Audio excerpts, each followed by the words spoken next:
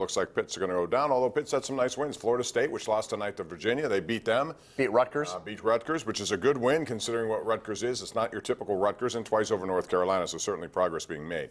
Real quick, back to your comment about the Pirates moving forward with relation to Josh Bell, and then we'll get to the calls. Well, I just think there's no point in keeping him, and I think for both sides, it's a relationship that might be beneficial for both sides to go their separate ways. For Bell, because of his agent, he's not going to sign long-term here. The Pirates aren't going to give him the money to want to stick around long-term.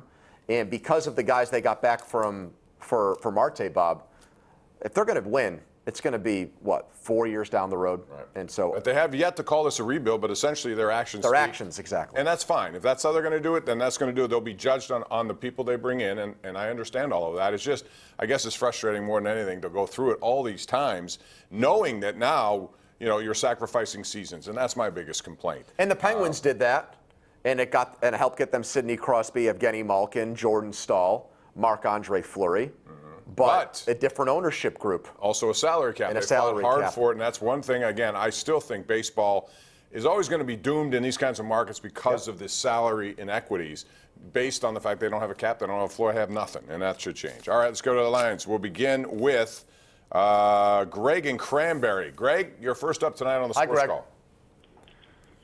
How's it going tonight, Bob and Andrew? They're good. What's up, man? Studio looks real nice, guys. Yeah, come on in. Have a brew. Talk sports with us.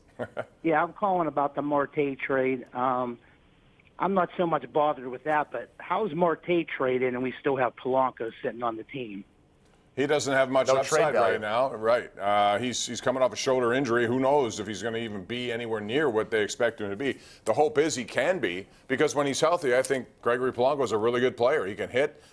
Defensively, he could be somewhat of a risk out there, but who isn't in the outfield? So I hope that for their sake he can be, and use him as a piece to trade later, Andrew. That's the best scenario for him. Yeah, you got two guys whose value is low, and they're hoping over the course of the next half season up to the trade deadline, Gregory Polanco and Chris Archer see their value go up. Right. Because they're trade chips.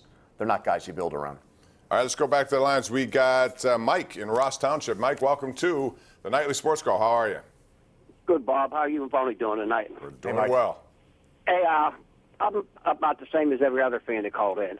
My point is, until Nutting sells the team, the Pirates aren't going to do anything. He don't want to spend no money. I mean, he expects you to go pay $8.50 for a beer, $2.50 for a hot dog, and he's not doing nothing for the fans. All he's doing is saving money. That was a salary dump, if you ask me. They got the 5th best and the 10th best prospect from Arizona. They couldn't have done no better than that. Well, I was hoping for the catcher, Varsho, who everyone talks up as if and they need a catcher. Obviously, they still need starting pitching, catching, and outfielder now. There are outfielders out there they can get. Right, and but they're short-term stopgap kind of guys. And I appreciate the call, and I feel like this speaks again to the jaded nature of the fans, because I think there are a lot of teams that if they, like the Astros when they plummeted, the Nationals, they traded high-ceiling guys. They traded for high-ceiling guys. They're young, but they're with considerable upside, and it might take years to develop them.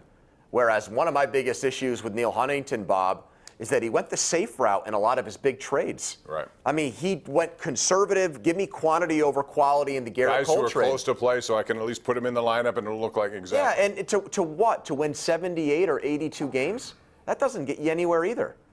I'd rather lose 105 games than go 82 and 80.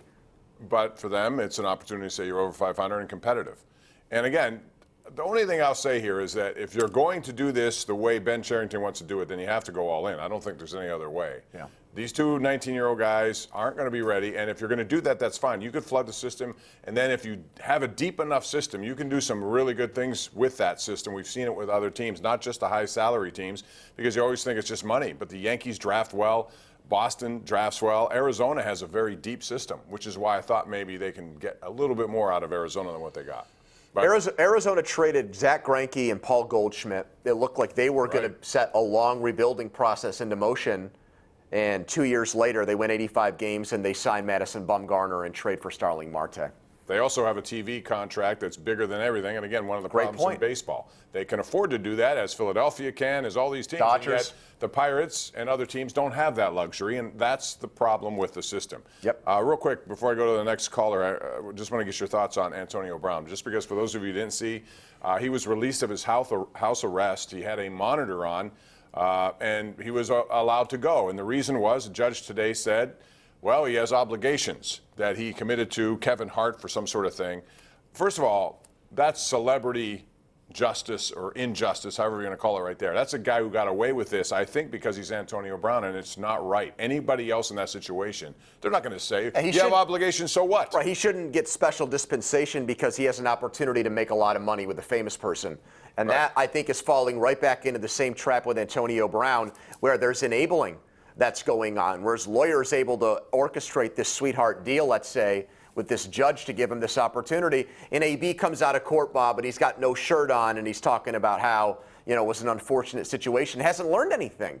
Anybody who thought maybe this felony and spending a night in jail was going to be his rock bottom, well, I'm sorry, it wasn't. And it just makes me think that we're going to see Antonio Brown, because of his selfish ways, continue to go down a dark path. And guess what? Super Bowl's in Miami in 5 days. He'll pull a He's stunt from there, and I would not be surprised if he does. All right, back to the lines we go. Tim in Pittsburgh joins us right here on the Ireland Contracting Nightly Sports Call. Tim, what's up? Hey guys.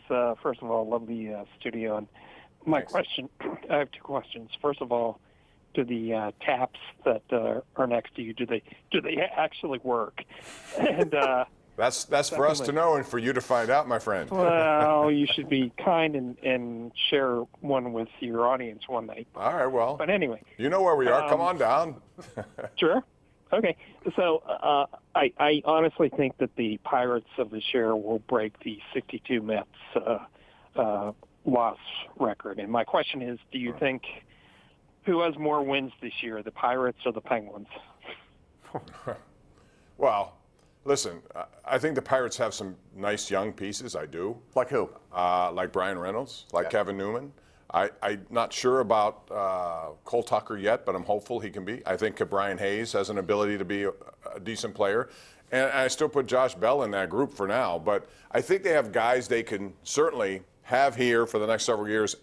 But my thought was build around it. Again, I look at the Cincinnati Reds. Is it too crazy for me to suggest, based on what I've seen, that the Cincinnati Reds could be picked to win the division right now? Because I think they've done more than any other team. They spent and if you look at their $164 million. lineup, plus if who's the pitcher they got from the Indians? Trevor Bauer. Trevor Bauer. If he becomes what he was in Cleveland, that could be a really good pitching staff, or at least better than anything else. They've lost, I think, at least 85 games since the wild card game. Right. So they've suffered for a long time. That's hard on their fans, but to their credit, now that they're building it back up, they're spending the money. Right. And that's what Pirates fans want this regime to eventually do. But they wanted him to we do have it in our doubts. 2015. Exactly. And that's when they should have done it based on all the things we heard. Now I knew. It's a new regime. We'll see what they do. They're going to get the opportunity to do it for the next several years. We're going to take a break, come back with more. This is the Ireland Contracting Nightly Sports Call. Always here 7 nights a week on Pittsburgh CW.